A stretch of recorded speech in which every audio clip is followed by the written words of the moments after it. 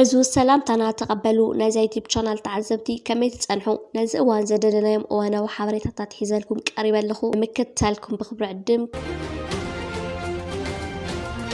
تمال قدام شدشة تحساس كلتشن إسرح مشن نخوري بروفيشنال تقدام ما بشكليتا شامبيون أفريقيا كلتشن إسرح مشن مرهاو قدوس استدالو عبيت من سيات استساتفوا بوقوع منفس تزازيمو لازم أدو زدالو أب كتما دالاس زلو قدايم تقدادمتي سمانتاتن تيسعتاتن كم وونغان تادالاس كعسو أقريو مزاقات أمدما أتم بي إسيسي دالاس السلطانو ساكر تصاوت هتسانات هاو شامبيون أفريقيا مرهاو استدالو لمشلماتن تقبيلو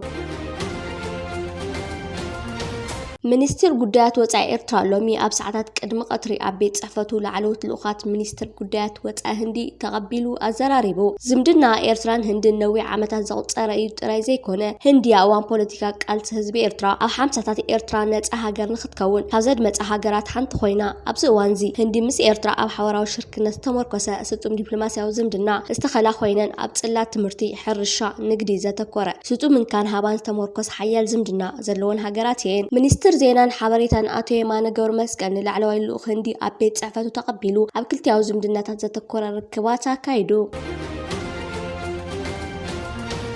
امدو نهزب إرترا نهزب تجراي نهزب محارة نهزب عفار كوداق ما يتقبل تقولنا كدحنيو امدو قند عمامنا قداس النوتون كمتي مسرتو زقلتو هزب مس هزبي مقربيو منقست إرترا سلام تأتان زبانا كوحز خل رؤيتون متكلاتون أنا تيرونا قلتا أمونغو هزبتات الزوبا حونات معرنات متحبارن زدن في عبايتان مفتار بهانات امدون بقبرن وفيت عري هكايد مسنحو كلو زمسكرويو أتزدحان هزب بخمي محدرني معبل دماء نزاتي اللو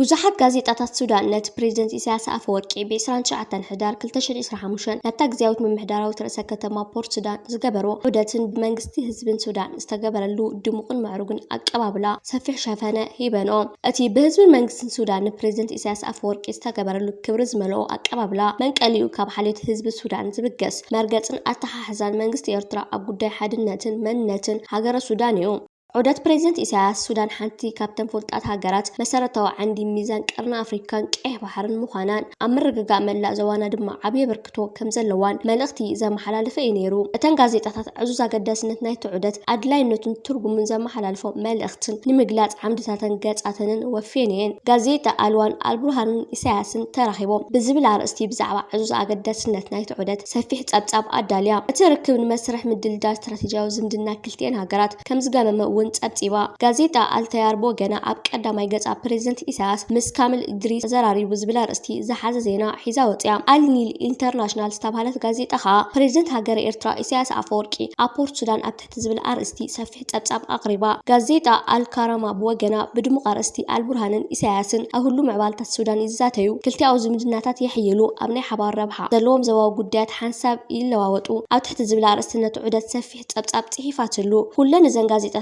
صح بريزيدنت إسياس ناب سودان أواناتون ترجمون عزوز مهانو بمتقاس عبسبب سلطان سودان زكايدو زتا بزينا مالكع كان مقلات حالفا بزعبات عودتن كلتي أو ما راح تستزرار بلو زعباتاتن تنتينانيين قالت عحفتخا بزعبات ملصح قداسنتو جزيو علاماتاتون أو تيتو زلوم تثبيتاتن صحيفهم غازيطة راشان أوشي إسياس أفورقي جغرافي قرن أفريقيا بعين تاريخ زنبب مرحيو أو تحت زبل أرست خمس زبل سعب صحيفو بريزيدنت هاجر إرتاعاتو إسياس أفورقي حدا كابتوم استحلالها ديناميكس بوليتيكا قرن أفريقيا مردا بقعت زلو مرحتيو أتي كما جمرتو نخل عينتها أو عبللا استقامة مرحي حجون نتي بمقبات ودبات النيورك هابتن مموال هوكتن زات زلو حدش معبل مجزاتي تاني قطمولو مرقت إساياس نهاجرو سنتات كاب هاجرات أتزوا أن ممزاع زقبر زخونه يخون فتنا قجت بمولع خونا استراتيجيا وجماج بحري بنايم قطار هرفان زقربة متهرار في بقلت إذن تجيو أب تاريخ السودان أب أزيو تعفى في هموت إساس أفورقي مبتان السودان عمل لا زوا مواقرة وزي من رجع كان زسعب مجنزاب عدا كابتم حدنتن سمراتن هاجر السودان نمعقاب بقلت استقالة وحدات ما راحتيو نتيك الولا وجن بمحاز أريونيو أو السودان هوكت انت سفحفيو هالتو أو شجوات كان زي حتر بزعم من مرقتيو زت أمتو أتو زبانا بقجتن حنفش فيشن كيشمم السودان أم رجع زباك إيه بحري عبي ترى كم زلوا مت أنكون تاتا لو نوبر زملس فتحن مركب زكايدو زلو تعرض ما قول حيو بريزنت إسياس أفورقي أبزك أربعوان زكايدو عدة مسمارحين السودان زكايدو ركبن ناي بروتيكال مبتحت رايكونن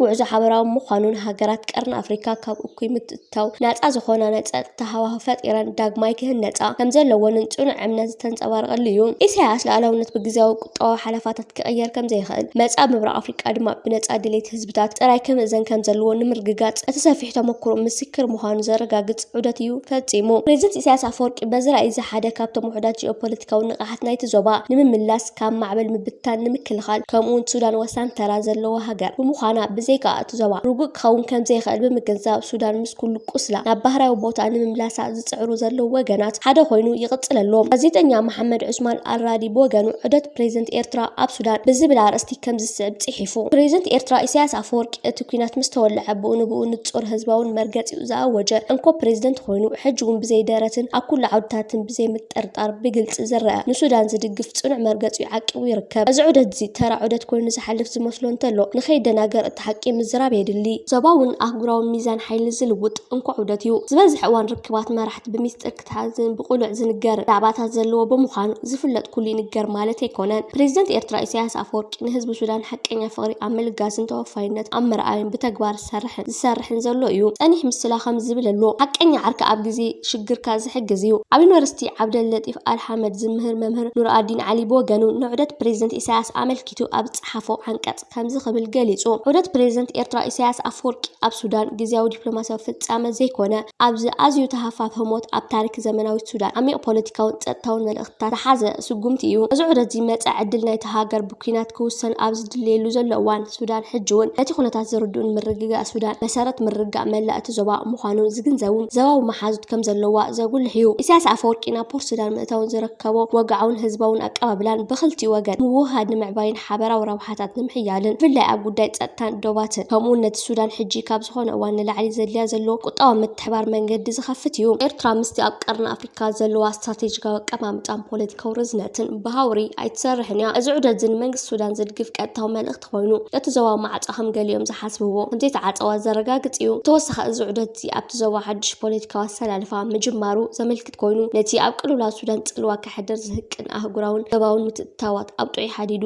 ዝመልስ እዩ። ብተወሳኺ ክልቲኦም ወገናት ዋላ እኳ እቲ ኩናት እንተሃለወ ኣብ ውሽጢ ሱዳን ገለ ገደስቲ ጽላታት ንምብርባር ክሕግዙ ዝኽእሉ ናይ ቁጠባን ንግዳውን ምትሕባር መንገድታት ክኸፍቱ ተስማዕሚዖም ኣለዉ። ብኻሊእ ኣዘራርባ እቲ ዑደት ፖለቲካዊ ደገፍ ንምሃብን ምሕዝነት ንምሕያልን ዝዓለመ ኣብ ርእሲ ምዃኑ ሱዳን ኣብ ቃልሳ በይና ከም ዘይኮነት ዘነጽር መልእኽቲ እውን ዘለዎ እዩ። ከምኡውን እዚ ዑደት እዚ ሃገራት ናይቲ ዞባ ምንዋሕ ኩናት ንዝኾነ ወገን ብእወንታ ከም ዘየገልግል ምስ መንግስቲ ሱዳን ደው ምባል ንርጋእትን ምብታን ዞባ ንምክልኻል እቲ እንኳ ኣማራፂ ምዃኑ ክግንዘባ ጀሚረን ምህላወን ዘርኢ እዩ። እቲ ዑደት ኣገዳሲ ሞራላውን ፖለቲካውን ድርኺት ዝህብ ኣብ ዝቕጽል መድረኽን ሰፊሕ ምትሕባር በሪ ዝኸፍት ኣብቲ ዞባ ዘለዎ ናይ ሓይሊ ምዕሪት ዳግማይ ተዓራሪ ከም ዘለዎ ዘረጋግጽ ሱዳን ድማ ቀንድን ዘይትንጽልን ኣካል ናይዚ ምዕሪት እዚ ምዃና ዘነጽር እዩ። ኣብ መደምደምታ ከምቲ ብጋዜጣታትን ጸሓፍትን ዝተገልጸ ኣብ ሱዳን ብንጹር እኳ መድረኽ እትሓልፈሉ ዘላ እዋን ዑደት ፕሬዚደንት ኢሳያስ ኣፈወርቂ ብዙሕ ትርጉማት ዘለዎ እዩ። እቲ ዑደት ብግዜ ሓፂር እኳ እንተነበረ ብዙሕ ጠቓሚ ስራሕቲ ተዓሚሙ እዩ። ገለ ካብቲ ብዙሕ ንምጥቃስ መኣዝን ኣብ ምውሳን መስመር ኣብ ምቕናዕ ኣብ ኩሉ ሽግራትን ብድሆታትን ዝካየዱ ተጻብኦታትን ጽኑዕ መትከላውን መርገጺ መንግስትን ህዝብን ኤርትራ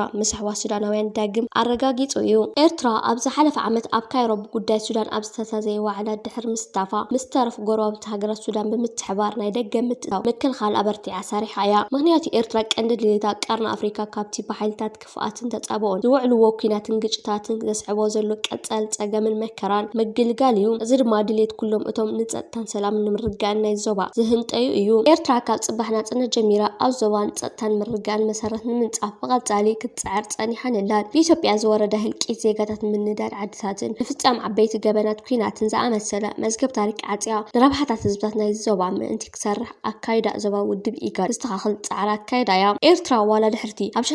1998 ኣብ ልዕሊያ ዝተፈጸመ ቅሉዕ ወራር ኢትዮጵያ ክሳብ 2018 ዝቐጸለ ተጻብኦታት ከይተረፈ ኣብ ርእሲኣ ዝተፈጸመ ገበናት እንሃለወ ኣብ ወርሓት ሓምለን መስከረምን ናይቲ ዓመት እቲ ምስ ኢትዮጵያ ጥራይ ዘይኮነ ምስ ሶማል ምስ ኩሎን ጎረባብቲ ሃገራት ንሰላምን ምትሕባርን ምስራሕ ኣኽናፋ ዘርጊሓ እያ። ብዘይካዚ ኤርትራ ኣብ ዝቀረባ እዋን ኣብ ዝተኻየደ ኣኼባ ካይሮ ቅድሚ እውን ኣብ ዝሓለፈ ዓመት ኣብ ዝተገበረ ስምምዕ ኣስመራ ንፕሬዚደንታት ዓረባዊት ሪፐብሊክ ግብፅን ወይ ምስሪ ፌደራላዊት ዲሞክራሲያዊት ሪፐብሊክ ሶማልን ሃገር ኤርትራን ኣብ ሓደ ዘራኽብ ተራ ተጻዊታ እያ። ነዚ ከምዚ ዝኣመሰለ ጻዕርታት ንምትዕንቃፍ ብዙሕ እኩይ ተግባራት ዝካየድ እኳ እንተኾነ ኤርትራውያን ከም ሃገርን ህዝብን ተስፋ ኣይንቆርጽን ኢና። ኣብ ዞባ ሰላም ንምርጋጽ ብትግሃት ክንሰርሕ ኢና። ዓወት ድማ ወትሩ ምሳና እዩ። ባንኪ ልምዓት ኣፍሪቃ ንኤርትራ ካብ 2025 ክሳብ 2027 ናይ 119.7 ሚልዮን ዶላር ሓገዛት ንምግባር ግዚያዊ ናይ ሃገር ስትራቴጂ ወረቐት ኣጽዲቑ ኣብ ምህናጽ ተሓድስ ልጽዓት ትሕተ ቅርጺ ከምኡውን ሕርሻ ንምምራሕ ቁጠባዊ ምሕደራን ዘተኮረ እዩ። ባንኪ ልምዓት ኣፍሪቃ ንኤርትራ እሙን መሻርክቲ ከም ዝኾነን መደባት ልምዓት ኤርትራ ንምድጋፍ ቅሩብ ምዃኑ እውን ኣረጋጊጹ።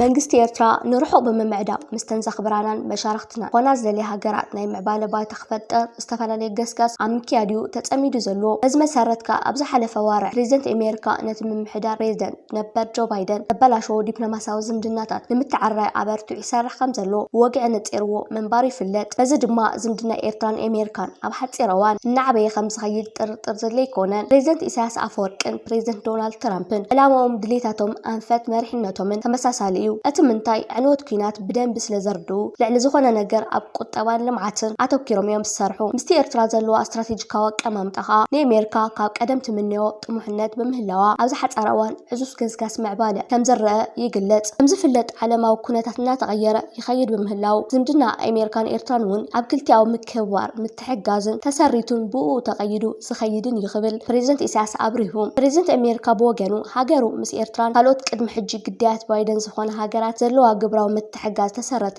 ዝምድናን ምትሕጋዝን ኣብ ምትራርን ኣድማዕ ውፅኢት ንኸምዝግብ ኣብ ምጽዓር ክትሰርሕ ቅርብቲ ምዃና እውን ኣረዲኡሎ። ኣሜሪካ በፂሓቶ ዘላ ምዕባለ ብዘይ ኣቕርቦት ፀዓት ዝሰምር ምዕባለ ስለዘየለ እታ ትካል ኣብ ኤርትራ ክትግበር ኣብ ዝሕሰብ ዘሎ መደባት ልምዓት ክብሪ ስልጠናን ወፍርን ክትሳተፍ እቲ በሪ ርሑቕ ከም ዝኾነ ብምርግጋጽ ኣብ መጻኢ ዝቐርብ እማመ ምዃኑ በር ዘሎ ኣሜሪካ እትመርሖ ደንቢ ሃገራት ምዕራብ ሚዛን ሓይሊ ናብ ረብሓ ድሕሪ ምቕያሩ ኣብ ዓለም ብዙሕ ነውፅታት ፈጢሩ እዩ። ይኹን እምበር ፖለቲካውን ቁጠባውን ማሕበራውን ምትእስሳር ኣብ ፀበበ ከባቢ ብቐሊሉ ክትግበር ከም ዘይከኣል ፍልይነታት ፖለቲካውን ቁጠባውን ጂኦግራፊያዊ ረቑሓታት ወሲኽካ ነቲ ዝግበር መበቆላዊ ዕላማ ናይ ምትእስሳር ከም ዝቕንጥጥ መተካእታ ናይ ምንዳይ ናብ ዝደፋፍኡሉን ክግለጽ ይከኣል እዩ። መንግስቲ ኣሜሪካ ነዚ ንምትግባር ዝፅዕር ዘሎ ነቲ ዝሰፍሐ ምትእስሳር ኣፀገምቲ ዝገብሩ ብዙሓት ወድዓውያን ሽግራት ኣለዉ። በብዓይነቶም ሕግታት መበቆል፣ ዘይታሪፋዊ መሰናኽላት፣ ቴክኒካዊ ሕጋጋት፣ ቅጥዕታት ምስላጥ ንግዲ፣ ምወላ ደረጃታት፣ መገምገሚ ቅጥዕታት ከዘውትሩ ደንበታት ኣብ ሓደ ስሙር ኣገባብ ንምምጻእ ዘሎ ግብራዊ ጸገም ቀሊል ኣይኮነን። ኣበራዊ ዕዳጋ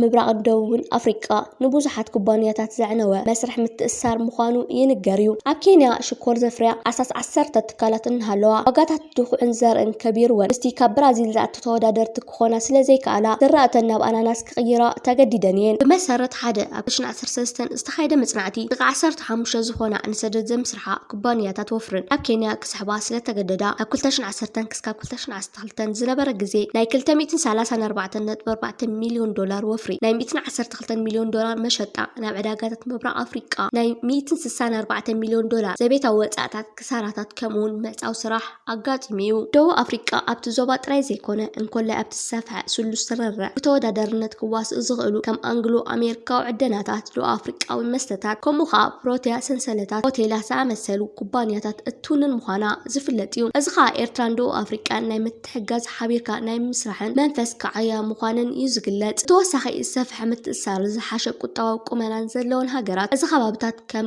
ግብፂ፣ ኬንያ፣ ደቡብ ኣፍሪቃ ዝያዳ ዘርብሕ ምዃኑ ክዝከር ዘለዎ እዩ። ዜሮ ከዓ ንዝሰፍሐ ምትእታውን ምቁፃርን ዕዳጋታት ብቻይናውያን ትካላት ዘፍቅድ መስርሕ ክኸውን ዘሎ ተኽእሎ ልዑል እዩ። መንግስቲ ኤርትራና ድማ ቅድሚ ምስ ኣሜሪካን ካልኦት ዓበይቲ ሃገራትን ፍታኑ ኣብ ዞባ ቁጠባውን ምትእስሳር ብዙሕ ፈቲኑ እዩ። ምብራቕ ኣፍሪቃዊ ኮም ብብዙሕ መለክዕታቱ ካብ ካልኦት ዞባዊ ቁጠባዊ ኮማት ዝሓሸ ገስጋስ ዘርኣየ ደበንኳ ትኾነ ዓወታቱ ንቡድሆታቱ ዘነኣኣስ ከም ዘይኮኑ ግን ዘካትዕ ኮይኑ ኣይጸንሐን። ኣብዚ ርእሲ እዚ ብፍላይ ታንዛንያ፣ ኬንያ፣ ኡጋንዳ፣ ቃላይ ቪክቶርያ ብሓባር ዝሻረኻ ጀካ ምዃነን ኣብ ሞንጎአን ንዝኣገለ መልክዓት ቁጠባዊ ምትእስሳር ባህርያዊ ዘምስሎ ጥቓ ሚእቲ ዘቑፀረ ታሪክ ዝተፈላለዩ ደረጃታት ምትእስሳራት ኣሎ። እዚ ክዝከር ከሎ እቲ ሕጂ ተበፂሕ ዘሎ መሳልጦታት ብብዙሕ ዘይምዃኑ ምግንዛብ ይከኣል። ኣብዚ ጉዳይ ዝያዳ ኣብ ምልዓል መሰናኽላት ንግዲ ብምትኳር ነቲ ንምዕባለ ዞባዊ ንግዲ ኣገዳሲ ዝኾነ ብቕዓት ኣፍራይነት ምምዕባለ ቃልቦ ኣብ ምፍጋግ ዝተፈጸመ ጉድላት ወሳኒ ምንባር እዩ። ንምፍራም ስሉስ ስምምዕ ከባቢ ነፃ ንግዲ ኣመልኪቱ ሓደ ጸሓፊ ምጉልባት ውስጠ ኣፍሪቃዊ ንግዲ ካብ ተራ ምንካይ ወይ ምሕኻኽ ቀረፃት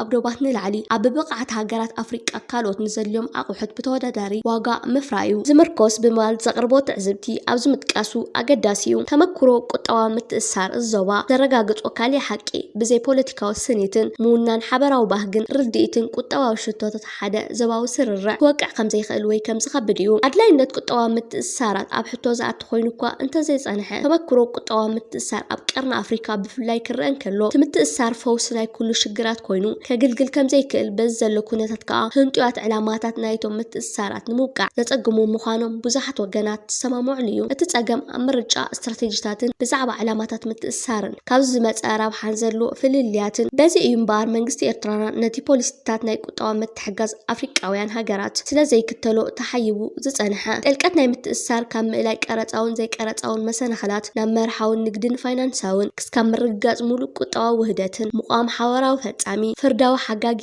ኣካላት ይካየድ ኣብ ሓደ ቁጠባዊ ምትእስሳር ናይ ክልቲኦም ውጽኢታት ናይ ምፍጣር ንግዲ ከምኡ ከዓ ምእላይ ንግዲ ክኽሰቱ ይኽእሉ ኣብ ቅርዓት ናይ ሓደ ዕዳጋ ዝቐርብ ዝነበረ ብዝኸበረ ዋጋታት ፍርያት ዝፈሪ ዘቤታዊ ኣቕሓ ብዝሓሰረ ፍርያት መሻርክቲ ሃገር ምስ ዝትካእ እቲ ውጽኢት ብምፍጣር ንግዲ ይቕየር ብሓፈሻ ምፍጣር ንግዲ ኣብ ዘርብሕ ውድድር ዝምስረቱ ዝሰፍሑ ቁጠባታት መጠን ዝዛየደ ወፍርን ዝተመሓየሸ ናይ ምውጋዕ ዓቕምን ካብቶም ትጽቢት ዝግበረሎም ኣገደስቲ ውጽኢታት ሓበራዊ ቁጠባዊ ረብሓ እዮም ኣቐዲሙ ስግረ ደባዊ ምልውዋጥን ባህርያዊ ሕድሕድ ምምርኳስን ምንባር እውን ተደላይ ቅድመ ኩነት እዩ ጽኑዕ ድሌት ንምትእስሳር ምስኡ ከዓ ግቡእ ምቁጽጻርን ምክትታልን ትግባረ መደባት እውን ኣድለይቲ እዮም ንግዳዊ ምትእስሳር እምበር ካብ ምንኣስ ዕዳጋ ድሩት መጠን ቁጠባን ምግላል ካብ ብዙሓት ንግዲ ንስዑ ብድሆታት ንምግጣም ዝሕግዝ ኣልያ ምዃኑ ንዓበየ ክመጽእ ዝጸንሐ ግንዛበ ክንርዳእ ንኽእል ኣብ ሞንጎ ሃገራት ዝግበር ቁጠባዊ ምትእስሳር ቀጥታውን ተራብሑ ዝመጽን ረብሓታት ነተን ሃገራት ከም ዘምጽአለን እዩ ዝግለጽ ካብዚ ሓሊፉ ግን ብዳይናሚካዊ ውጽኢት ዝፍለጥ እወንታዊ ውጽኢት እውን ኣለዎ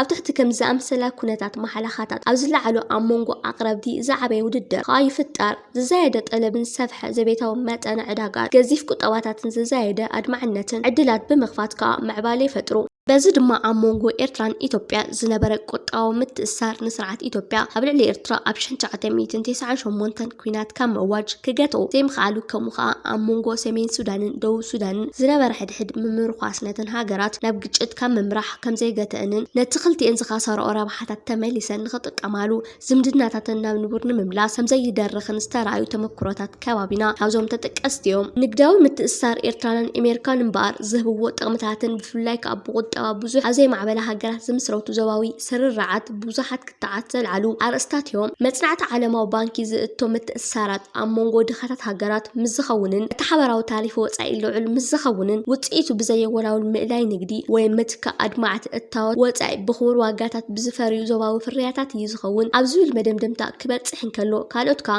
ኣብ ሞንጎ ዘይማዕበላ ሃገራት ዝእተው ቁጠባዊ ምትእስሳራት ካብቶም ዝያዳ ንግዲ ዘዘንብዑ ኣይኮኑን እቲ ውጽኢት ከዓ ጉዳይ ብጉዳይ እናፈለለኻ ጥራይ ክረአ ዘለዎ ይብሉ ኮይኑ ግን ኤርትራን ኣሜሪካን ንዕምቆት ብዝያዳ ንስፍሓት ንግዳዊ ምትእስሳር ዝምልከት ከዓ ምስፋሕ ጂኦግራፊያዊ ከባቢ ናይ ንግዳዊ ምትእስሳር ክሰፍሑን ተሓላለኹን ዝኽእሉ ፍልልያት ፖለቲካዊ ቁጠባዊ ማሕበራውን ረቋሒታት ንሰፍሕ ሓድነት ዘይተኸኣሊ ወይ ኣጸጋም ከም ዝገብሮ ብምዝካር ዝግበሩ ምትእስሳር ኣብ ሞንጎ ዝወሓደ ቁጽሪ ሃገራት ብዝቐለለን ምትግባር ከም ዝከኣል ዝገልጹ ኣተሓሳስባታት ኣለዉ ኣብ መደምደምታ ኣሜሪካ ካብ ዘለዋ ሰፊሕ ናይ ንግዲ ተመክሮን ዓብላልነትን ነቲ ቅድሚ ሕጂ ዝነበረ ተነጽሎታት ኤርትራ ብምግላህ ንዝሓሸ ባይታ ንምፍጣር ዘይተሰማምዕሉ ኣብነት ስለዘየለ ኤርትራና ድማ ነቲ ኣብ ዞባዊ ምትሕጋዝ ኣፍሪቃ ዘይተኽተሎ ዝነበረት ፖሊሲታት ብምጉሳይ ምስ ኣሜሪካ ንዝለዓለ ገስጋስ ምዕባለ ክትስማዕማዕ ቅርብቲ እያ ዘላ ኣብ ህዝባዊ ዲፕሎማሲ ንጥፈታት ምፋርን ዝምድና ኣሜሪካ ምስ ኤርትራ ንምምሕያሽ ምሕጋዝ ናይ ኩሎም ኤርትራውያንን ኣሜሪካውያንን ግዴታ እዩ ኣብዚ እዋን እዚ ነቶም ንኤርትራን ቀርኒ ኣፍሪካን ከየረጋግጹ ዝደልዩ ጥራይ ዝጠቅም ብክልቲኡ ወገን ዝረኣዩ ጉዳያት ተዛብዐ ኣረኣእያ ኣሎ እቲ ኣብ ሞንጎ ክልቲአን ሃገራት ጸንሐ ርክብ ኣብ ሕድሕዳዊ ምክባርን ሓበራዊ ረብሓን ዝተመርኮሰ ብዋጋ ናይቲ ሎቢስትን ናይ ፒኣር ትካላትን ዝተጸለወ ናይ ሓፂር ግዜ ሜላታት ክጠፍእ የብሉን ወታደራት ቤኒን ዕልዋ ከም ዝፈጸሙ ኣፍሊጾም ወታደራት ምዕራብ ኣፍሪቃዊት ሃገር ቤኒን ንፕሬዚደንት ፓትሪስ ታሎን ካብ ስልጣኑ ብምልላይ ስልጣን ከም ዝሓዙ በሃገራዊ ቴሌቪዥን ኣፍሊጦም ካብ ኤምባሲ ፈረንሳይ ናብ ቤኒን ዝተላእኸ መልእኽቲ ኣብ ቀንዲ ከተማ ኮቶኑ ኣብ ጥቓ መንበሪ ገዛ ፕሬዚደንት ተኽሲ ከም ዝተሰምዐ ይሕበር እቶም ወታደራት ብተወሳኺ እቲ ቅዋም ደው ክብል ኩሎም መሬታዊ ዶባት ከምኡውን ክላ ኣየር እቲ ሃገር ከም ዝዕፀው ኣፍሊጦም ብመሰረት መግለፂኦም ሌተናል ኮሎኔል ትግሪ ፓስካል ወታደራዊ ባይቶ ምስግጋር ክመርሕ እዩ ፕሬዚደንት ታሎን ኣመራርሓን እቲ ሃገር ብምዕቃፍ ነቲ ዕልዋ ከም ዝፈጸሙ ገሊጾም ወዲ 67 ዓመት ታሎን ዝመጽእ ዓመት ካልኣይ ዕድመ ስልጣን ድሕሪ ምዝዛሙ ካብ ስልጣን ክወርድን መረፃ ኣብ ወርሒ ሚያዝያ ክካየድን እዩ ዝሕሰብ ነይሩ። እቲ ንጉስ ጡጥ ተባሂሉ ዝፍለጥ ነገዳይ ንመጀመርያ ግዜ ኣብ 2016 ኣብ ዝተኻየደ ምርጫ ናብ ስልጣን ዝመጸ ኮይኑ ንሳልሳይ ግዜ ክወዳደር ከም ዘይደሊ ቃል ኣትዩ ነይሩ። ኤምባሲ ፈረንሳይ ዜጋታቱ ንድሕንነቶም ክብሉ ካብ ገዛ ከይወፁ ኣተሓሳሲቡ ኣብ ጊኒ ቢሳው ዝሓለፈ ሰሙን ዕልዋ መንግስቲ ከም ዝተፈጸመ ይዝከር። ኣብ ዝሓለፈ ዓመታት ኣብ ምዕራብ ኣፍሪቃ ኣብ ቡርኪና ፋሶ፣ ጊኒ፣ ማሊን ኒጀርን ሓዊሱ ሓያል ዕልዋ መንግስቲ ብምፍጻሙ ጸጥታ ዞባ ናብ ዝኸፍአ ከይኸይድ ይስጋእ።